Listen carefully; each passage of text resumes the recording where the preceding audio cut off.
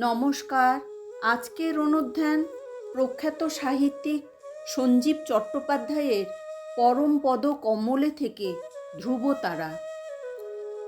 কিছুই চাইব না, সামান্যতম সুখও চাইব না।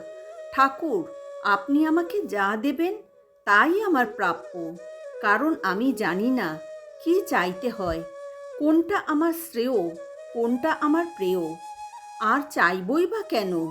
আপনাতে যখন সমর্পিত আমি, তখন আপনিই তো জানবেন আমার প্রয়োজন। আপনিই তো আমার ভবরোগের বৈদ্য। আমার ওষুধ, আমার পথ্য সবই তো হবে আপনার বিধানে। বিনা অভিযোগে যেন গ্রহণ করতে শিখি। দুঃখ, সেও আপনার দান। সুখ, সেও আপনার দান। এই বোধে আমি যেন অবিচল থাকতে পারি। আমি যেন আপনার কণ্ঠস্বর শুনতে পাই। আমি যেন আপনার দর্শন পাই। আমি যেন আপনার স্পর্শ পাই। আমি যেন আপনার পদ শব্দ পাই। আমি যেন আপনাকে অনুসরণ করতে পারি।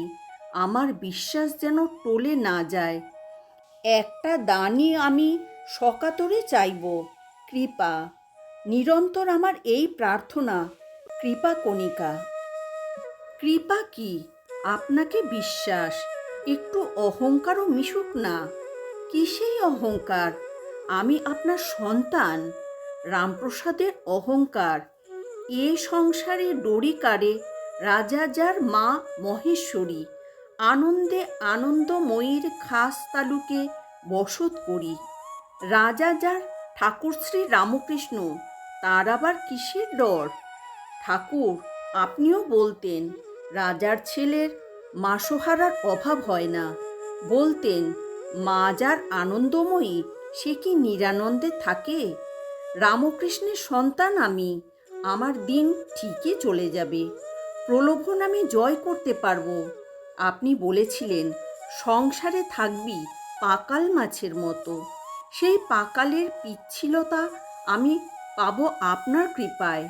আপনি বলেছিলেন হনুমান হতে। মহাবীর বুক ফেরে দেখালেন রাম সীতা।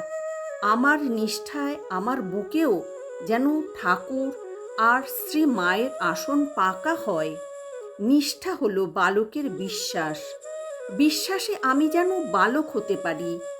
আপনি সেই জটিল বালকের গল্পটি বলেছিলেন। এক বিধবার একটি ছোট ছেলে ছিল, তার নাম জটিল। জটিল দূরে গুরুমশায়ের পাঠশালায় পড়তে যেত।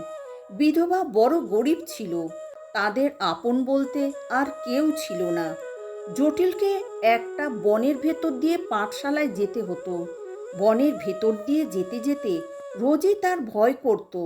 একদিন মায়ের কাছে কেঁদে সে বলল, মা, একা একা পাঠশালায় যেতে আমার বড্ড ভয় করে। আমার সঙ্গে একটা লোক দাও, নইলে আর পাঠশালায় যাচ্ছি নে। জটিলের কথায় মায়ের মনে বড় দুঃখ হলো। বললেন, লোক কোথা পাবো বাছা? বনে তোমার একটা দাদা থাকে, তার নাম মধুসূদন। ভয় পেলে তাকে ডেকো, সেই তোমার সঙ্গে যাবে। বালক সরল বিশ্বাসে ডাকে, মধুসূদন দাদা, তুমি কোথায়? এসো। বালকের ডাকে তিনি এলেন। সত্যি এলেন, নির্জন বনপথ পার করে দিতে। গুরুমশাইয়ের মায়ের শ্রাদ্ধ, সব ছেলেরাই সব কিছু দিচ্ছে। জটিল কি দেবে?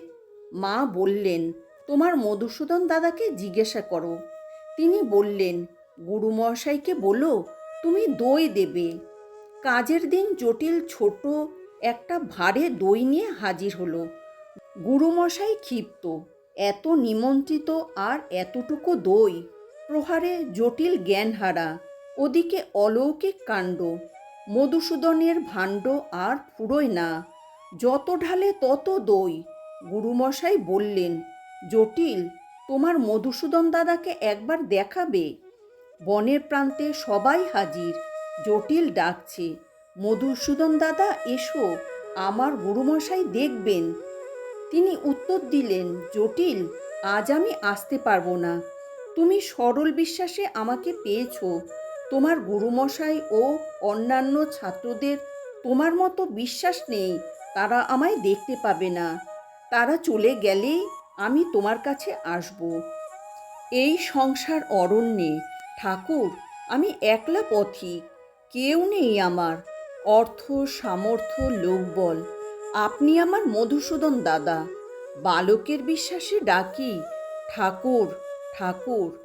বিশ্বাসের সুতোয় অবিশ্বাসের সামান্যতম ফেসটি যখন ভক্তিলালায় মসৃণ হয়ে যাবে, তখনই তা রামকৃষ্ণ সূঁচের ছিদ্রে অনায়াসে প্রবিষ্ট হবে।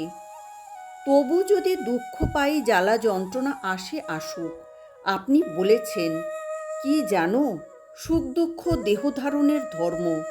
কবি কঙ্কন চণ্ডীতে আছে যে কালুবীর জেলে গিয়েছিল, তার বুকে পাষাণ দিয়ে রেখেছিল, কিন্তু কালুবীর ভগবতীর বরপুত্র, দেহধারণ করলেই সুখ দুঃখ ভোগ আছে। শ্রীমন্ত বড় ভক্ত, আর তার মা খুল্লনাকে ভগবতী কত ভালোবাসতেন, সেই শ্রীমন্তের কত বিপদ।